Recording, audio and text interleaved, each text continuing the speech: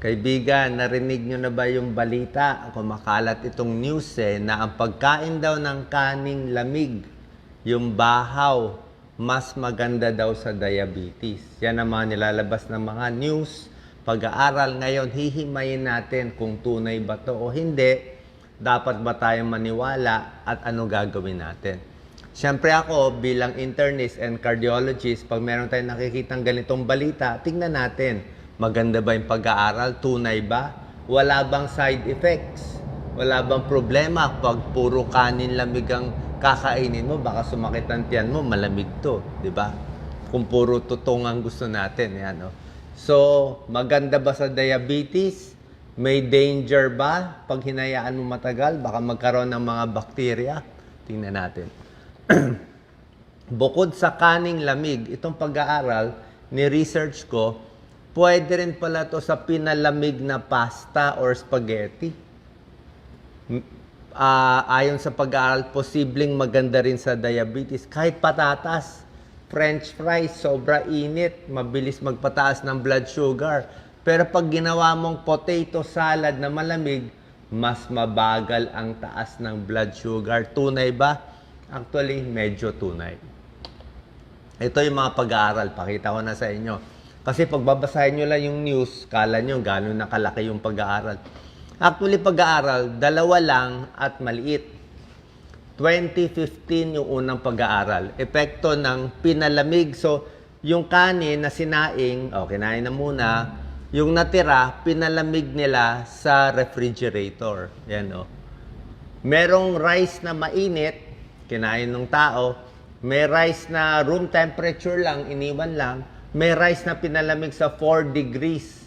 So, malamig yung ref niya. Halos freezer na to, 4 degrees So, dito sa tatlo, ano yung mahina magpataas ng blood sugar? Nakita nila, dito sa bagong sinaing, taas ng blood sugar. Kasi nga kanin Diba? Kanin nakakataas ng diabetes. Yung pinalamig konti na bahaw, mas mababa ang taas ng blood sugar. Ayan, 1.3 lang, mas mababa. Pero, yung pinalamig sa refrigerator, tapos ininit ulit, yun ang pinakamababa at pinakamaganda sa diabetes. Pero, dapat natin tandaan, 15 people lang pinag-aralan. Kung sa mga pinag-aaralan namin yan sa PGH, o sa UP, siyempre sabihin 15 lang yan maliit pang pag-aaral. Inulit noong 2022 April, okay? Sa diabetes naman nila pinakain, 32 patients, mas marami na. So, yung isang kanin, mainit. Yung kalahating grupo, pinakain ng pinalamig na naman yung kanin.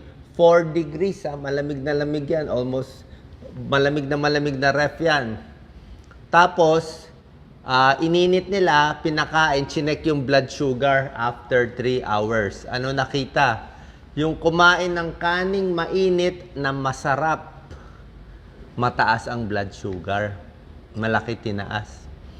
Pero yung kumain ng pinalamig na kanin, mas hindi tumaas ang blood sugar. Mas maganda. So, pag hindi mas mataas ang blood sugar, less complication, less heart attack, less stroke, most likely. So, anong explanation? Papaliwanag ko sa inyo. Ito yung paliwanag. Pinalamig na pasta, spaghetti, patatas, kanin.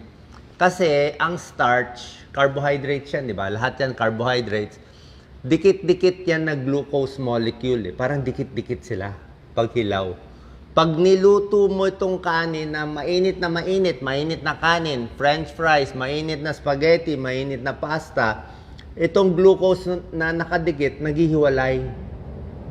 Kasi ininit mo Pag naghiwalay siya, tapos kinain mo siya, di mabilis siya ma-absorb.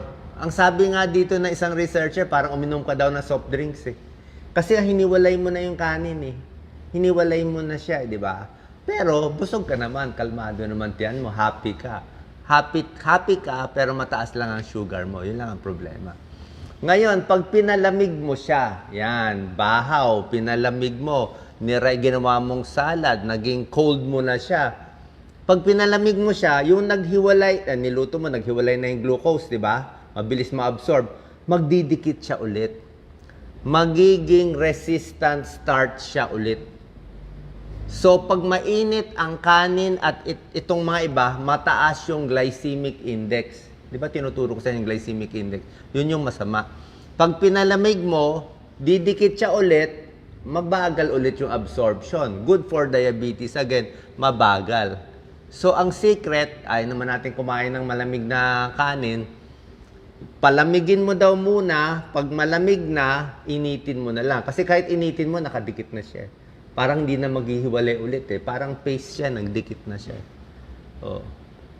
Meron tong theoretical explanation. Sabihin, sa teorya, may ibig sabihin, sa research, kahit maliit, may ibig sabihin din. Ito yung tinuturo kong glycemic index. Pakita natin, Doc Lisa.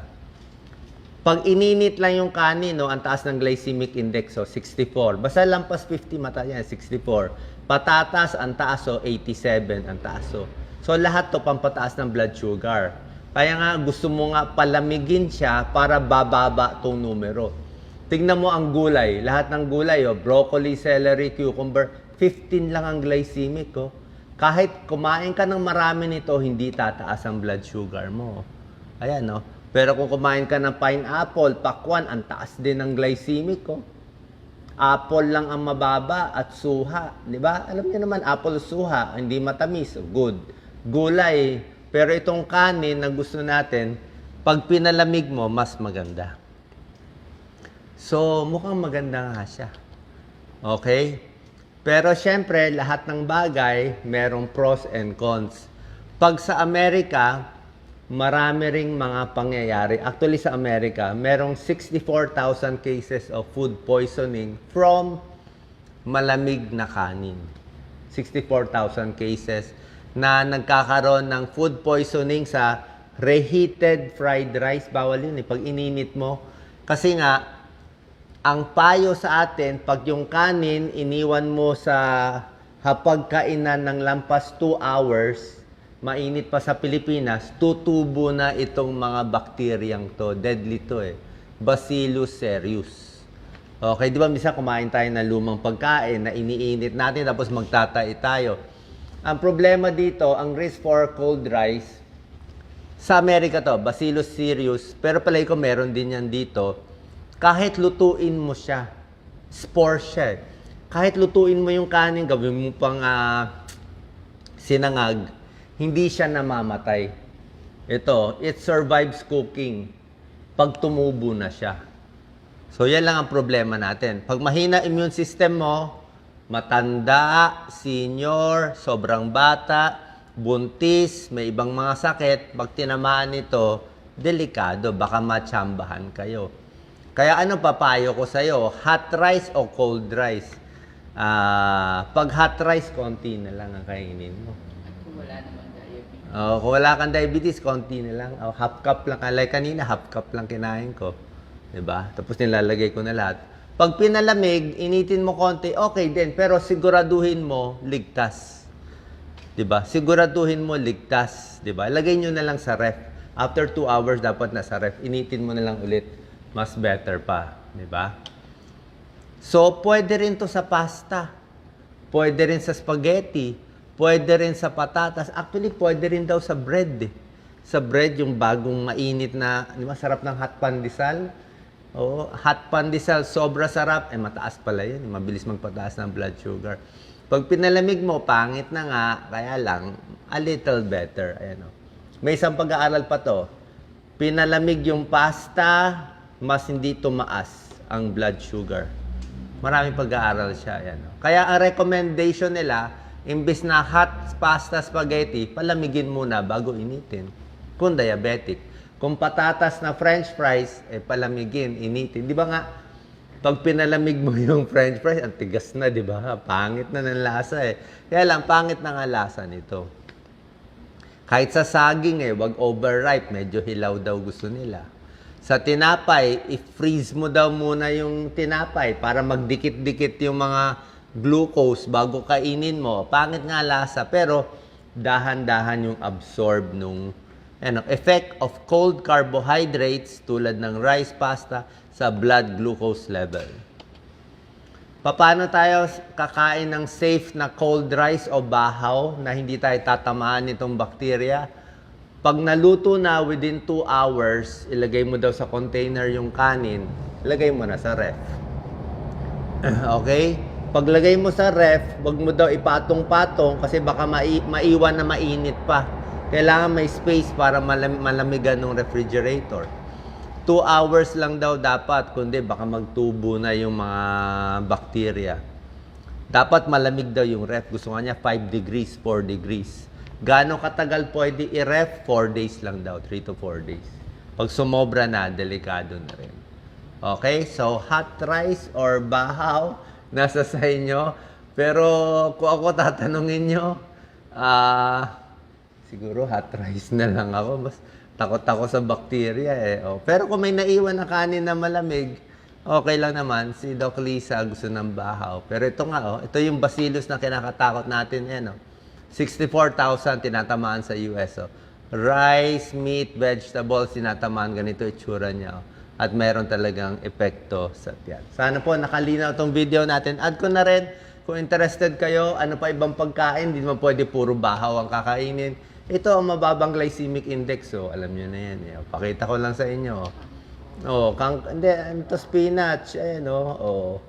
Okra, di ba? Okra sa diabetes, syempre, ampalaya. Ito talaga pampababa yan ng blood sugar. Oh, yan na lang.